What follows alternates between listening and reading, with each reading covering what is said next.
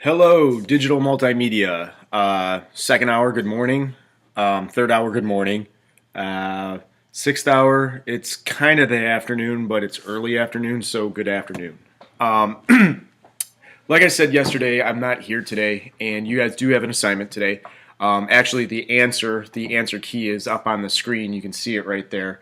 We're going to be utilizing some of the techniques that we've been talking about over the past couple days with blending modes and the selection tools to create a different image, to manipulate an image that's already kind of given to us with some different effects. And I'm going to walk you guys through the steps that you need to take.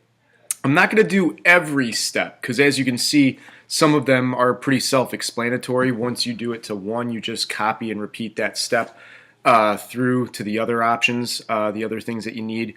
But I will pause so that you guys have an opportunity to click the pause button on your video player and end up going back and actually doing those things in Photoshop and not have to worry about rewinding or fast forwarding or things like that. So I will give you guys an opportunity to follow along and pace yourselves as you deem necessary.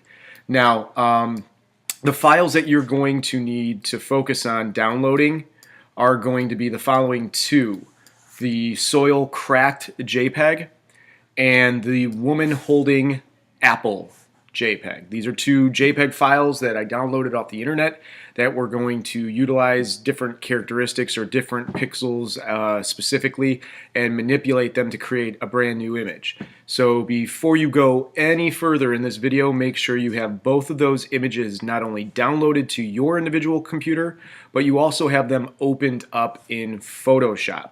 So I will give you guys a couple seconds to do that. You can pause the video and you can move right on to doing that.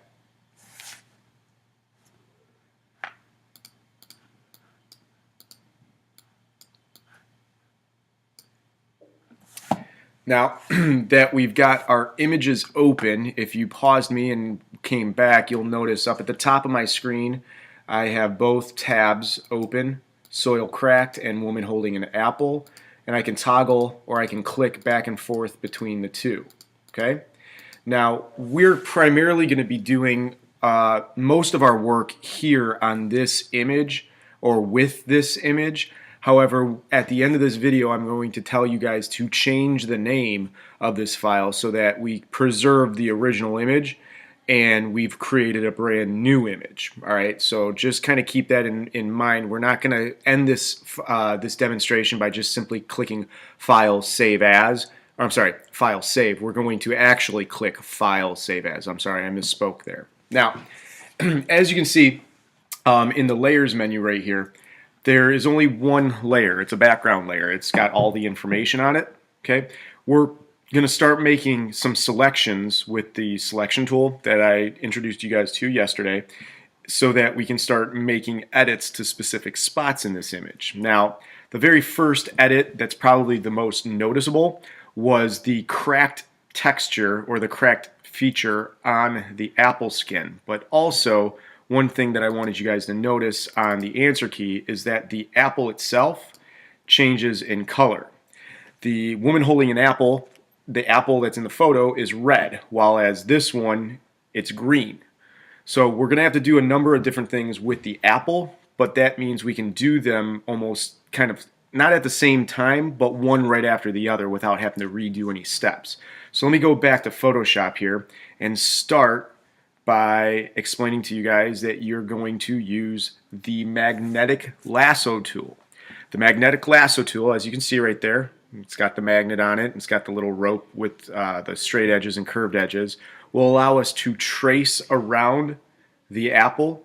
And if I zoom in here and I start to click on one of the points, I can just move my mouse around the edge, and every time Photoshop or this magnetic lasso tool feels like I'm tracing around a pixel, it will tie a knot or give me one of those handles.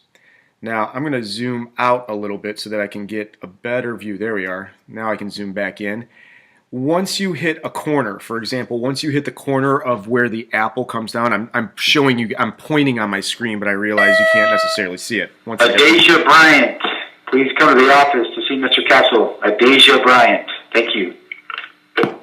Uh-oh, somebody's in trouble.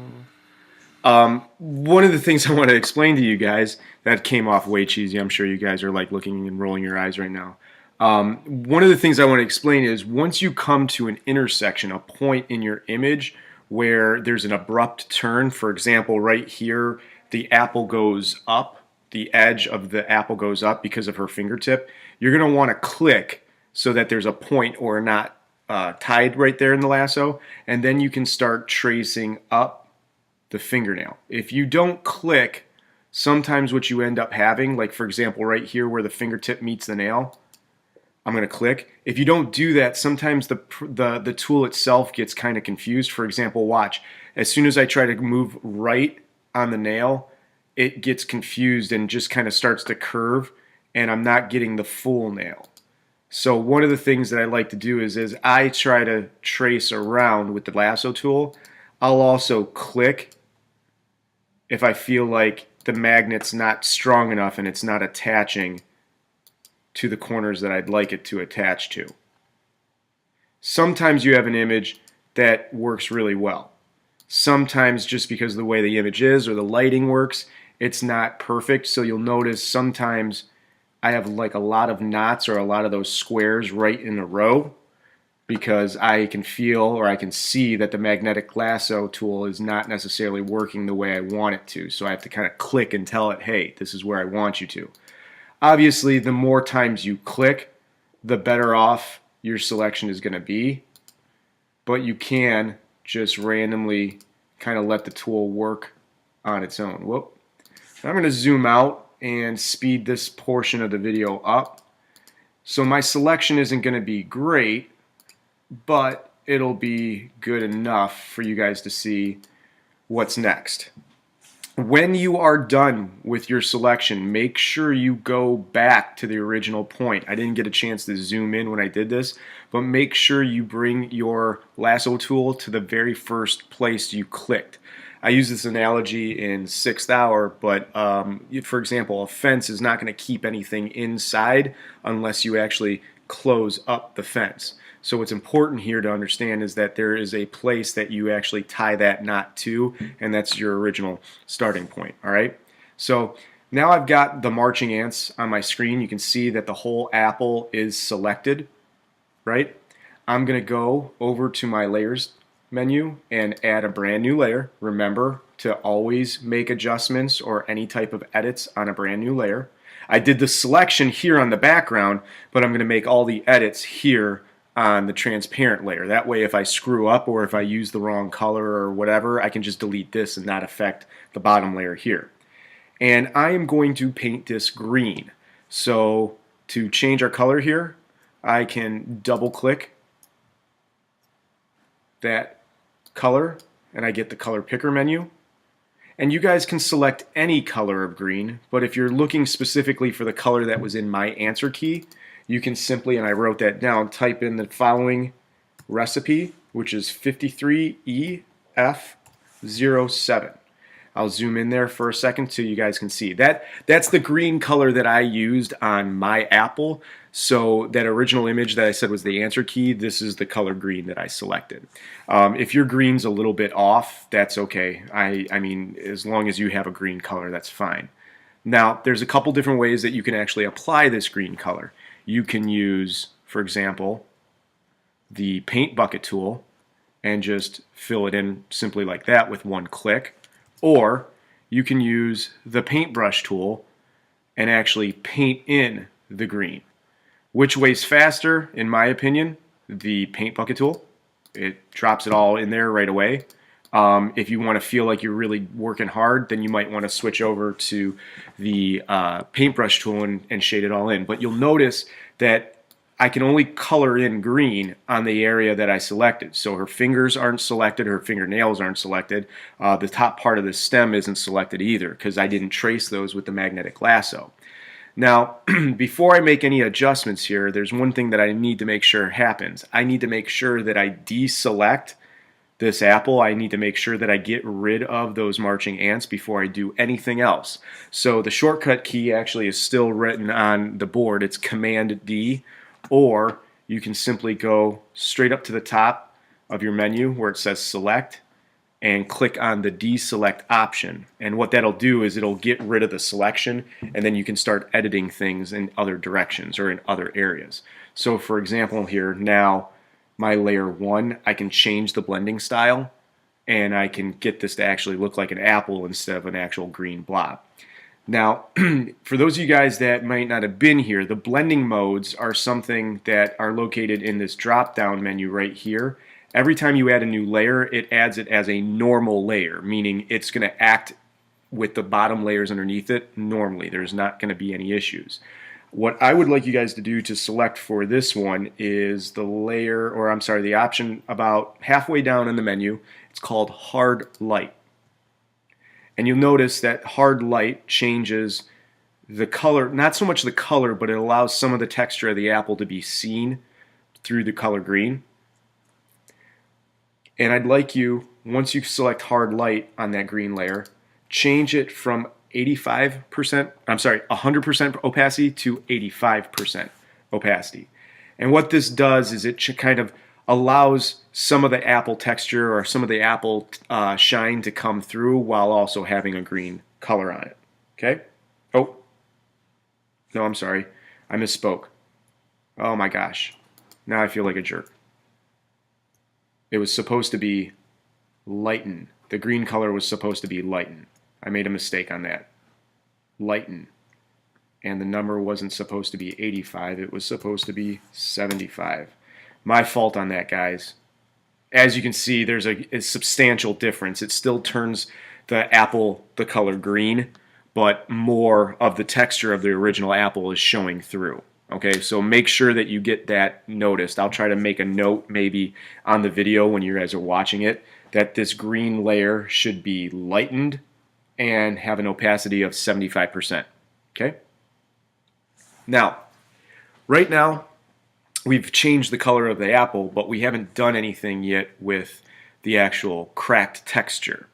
Now, before we actually copy and paste the cracked texture in, I want to go in and actually make a nice selection. Now, there's a lot of different ways to do this. Okay, there's a lot of different ways.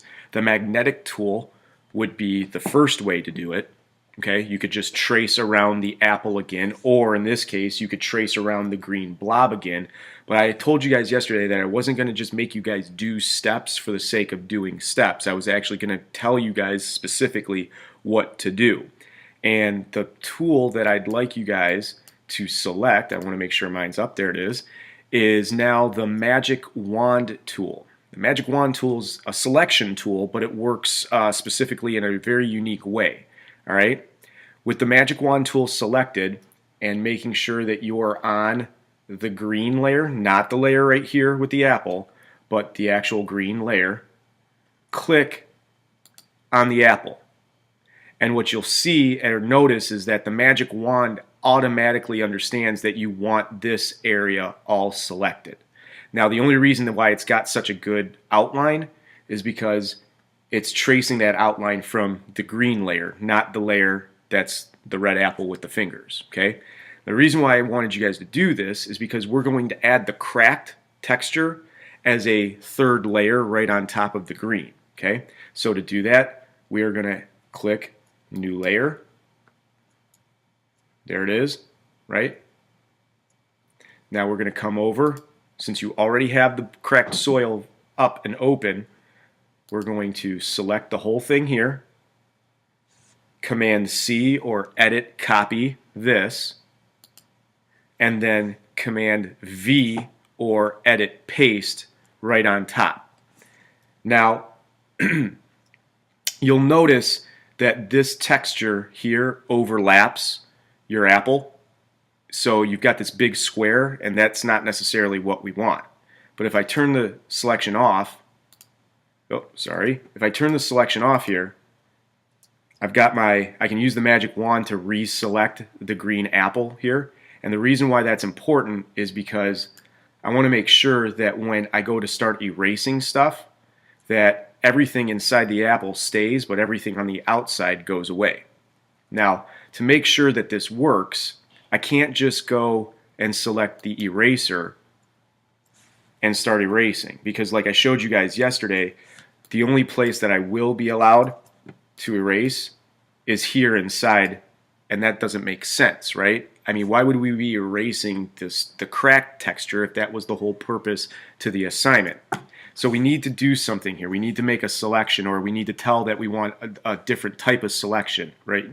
We don't want to necessarily edit the apple, but we want to edit everything else than the apple. So if you go up to the selection tab right here, or it says select, you've got some interesting options. All, which means we can select the whole thing. We can deselect, which you don't want to do that. But you have this third option down here that says inverse, and this is kind of like a mathematical terms, but basically in Photoshop this just means select the opposite of what we've got. When you click it, that is, when you click the inverse option, you'll notice that the apple still has marching ants around it, but so does the border of your image, or the border of the piece of paper that you're working on. This is important because now that I've got the eraser button still selected, I can go in and erase, and the cracked texture only stays in that apple. Okay, this is important. Why is this happening? Because we told the computer that we wanted to originally select the apple to work with. That was our original selection. But then I gave you this step to go up to the top and click select inverse. This kept our idea of the original apple traced, but also selected everything that was around it. So therefore, when I went to erase, I was erasing on the outside, not necessarily on the inside of the apple. Now, the problem here is this doesn't necessarily look like an apple anymore. It just looks like a big boulder or a rock. And this is where we're going to go in and change this layer to, sorry, I have it written down. This is where I made my mistake. We're going to change this layer to hard light. So the rock layer is hard light, and this is going to be 85%. So rock layer is hard light, that's the blending mode, and the opacity is 85%. The green layer that's right underneath it is lighten blending mode, opacity 75%. Make sure that you guys have those checked before you move further. Okay, I can see you guys maybe getting confused, and that's exactly what I did when I was writing them down on this. I looked at the wrong one, so make sure that you guys have it. The way that you can double check is sometimes one of your layers might not look as clear or as bold as they should, and if you guys are comparing each other's images to the desks, then you're going to run into some differences, and I want to make sure that you guys know why. All right, so we've changed the apple from red to green. We've added this cracked texture. Everything looks great. The only thing that we need to do in regards to making this look like the answer key here is change the color of the nails. All right. The nails originally aren't a color at all. They're just regular, I guess, nail color. And what we're going to do is use the magnetic lasso tool to go through and individually select each nail and change it to the following colors.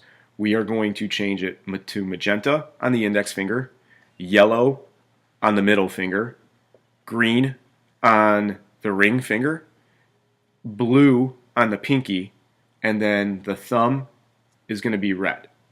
All right? Now, I'm not going to walk you through the steps of doing each fingernail because it's eerily similar. So I can show you guys very simply how we would do the first. And then you just copy the steps and fill it in from there. First of all, I have to tell the computer that I don't want the apple selected anymore. How do I do that? Use the command D function, or go up to the top of the window, click select, deselect. All right, two different ways to do that.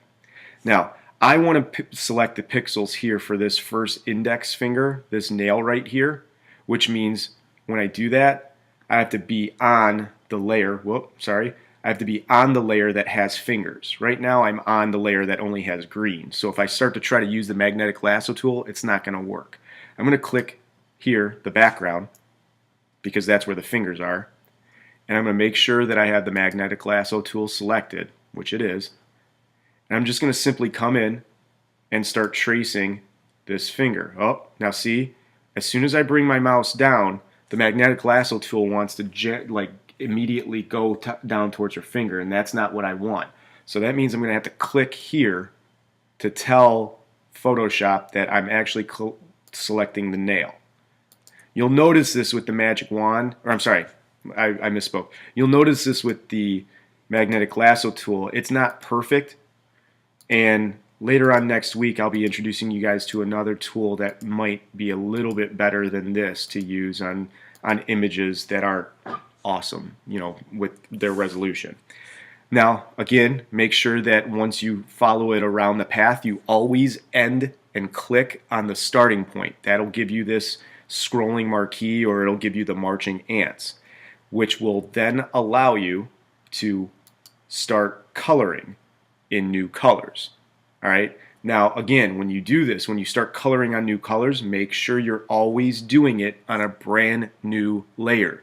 Don't color the nails on this, don't color the nails on this background layer, or else if you make a mistake, you're going to be stuck. So there's my brand new layer. I added new layer. It's layer number 3. I've got my fingernails selected, and this time I'm going to actually use the paintbrush, and I forget which color it was. What color? Oh, there it was. It was purple. So I'm going to come in and change the color of my brush to purple and paint purple right over top of it. One click with the paintbrush, I got purple right in there. Now obviously this doesn't look very realistic, so you guys are going to have to come up and change the blending style. Okay? The blending style that I'd like you guys to select is overlay. Sorry about that quick zoom. The blending style for the fingernails, each fingernail needs to be overlay.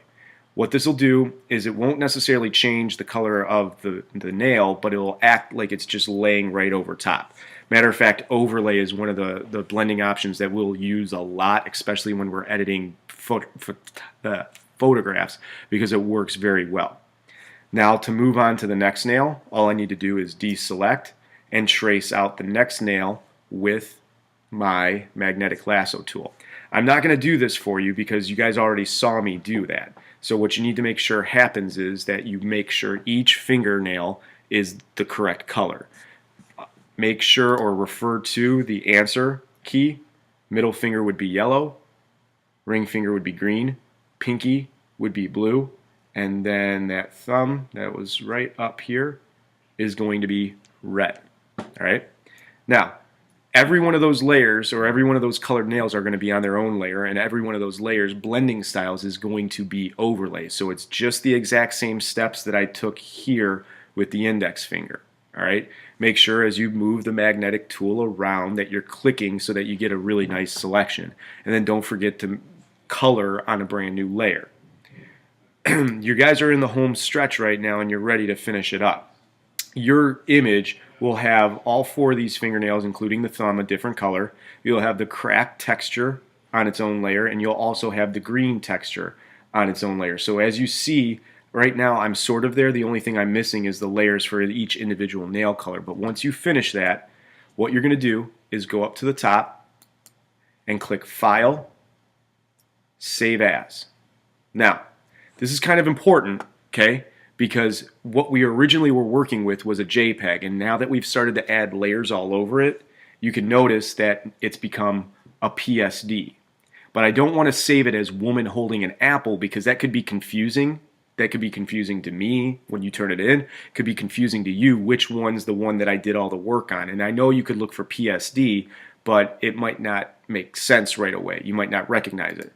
So instead of this being just woman holding apple, let's call it woman holding rotten apple. Okay? Woman holding rotten apple. Okay? Now we can do save as. It's a Photoshop file. This little warning just says, let's make sure that if you have an old version of Photoshop, everything works. Okay? And now on my desktop, and I'll just drag this over. Okay? On my desktop, I have woman holding rotten apple.psd. This is the file that you guys are going to upload to Edmodo. This is the file that I'm going to open up over the weekend and look at every one of your layers to make sure that what steps I displayed or what steps I demonstrated for you is the steps that you followed. If you save it as a JPEG, I will not grade it because I cannot see your layers and I cannot see the history. So you absolutely will need to have a PSD installed or uploaded through Edmodo. Anything else won't even get viewed by me. So I'll leave you guys with this and wish you guys good luck. The video is already pretty long, so I want to make sure that you guys have enough time to actually do this in class. And I will see you when I return on Monday. Bye.